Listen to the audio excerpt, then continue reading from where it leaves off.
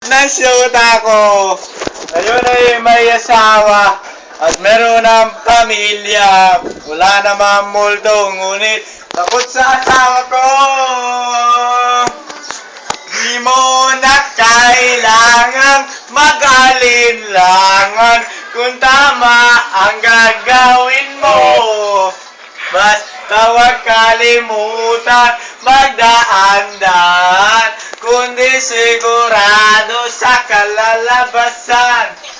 Kalalabasan na binabalak mo. Ano kaya ang boyfriend mo?